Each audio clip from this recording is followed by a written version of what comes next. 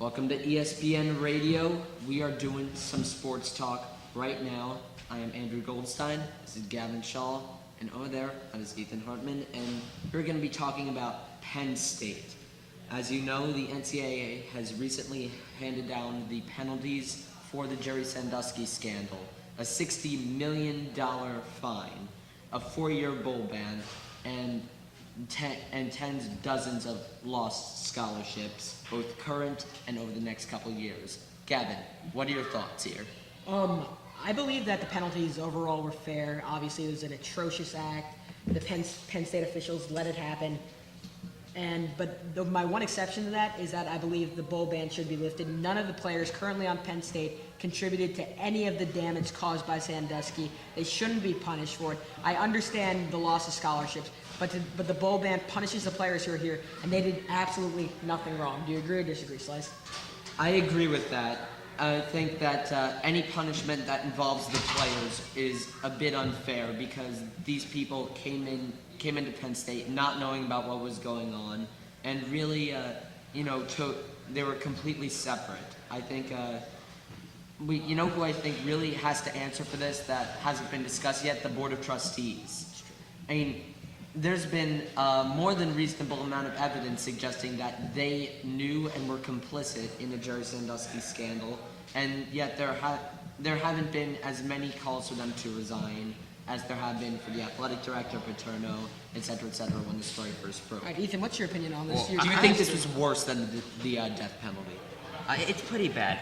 All players are free to transfer, and they like colleges that already used up their scholarships can add on this extra player on scholarship without having to worry about it.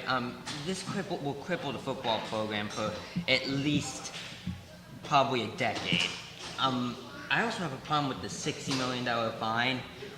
That fine's not going to come out of the football budget. Oh, absolutely not. It's going to come out of the soccer, the volleyball. Because they're not the moneymakers. Yeah, you're punishing other teams for what was essentially a football team-only scandal. All right, now, if you don't mind, let's switch topics to something a little more lighthearted. The NFL rookie class of 2012.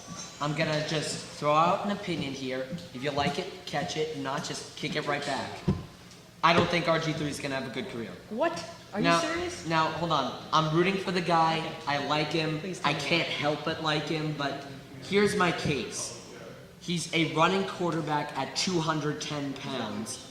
Yes, he is. Okay, can I please state my case, Slice? All right. This is a player through 5 games who threw more touchdown passes than incompletions. You can't say he's a pure running quarterback. Yeah, he's not a pure running quarterback, but running is a huge part of his game. And more touchdowns than incompletions doesn't necessarily mean NFL success. Jason White had over 50 touchdowns in 2003. Where's he now? He only had 40, but that's besides. Oh, sorry, but here's the difference with Jason White. He had 2 significant knee surgeries in college. He lost all of his speed. He had absolutely no pocket mobility by the time he left. That's why he wasn't an NFL quarterback. Griffin has nowhere near that problem. Griffin is extremely quick. He can use his speed as an asset to enhance his throwing. He has an excellent arm.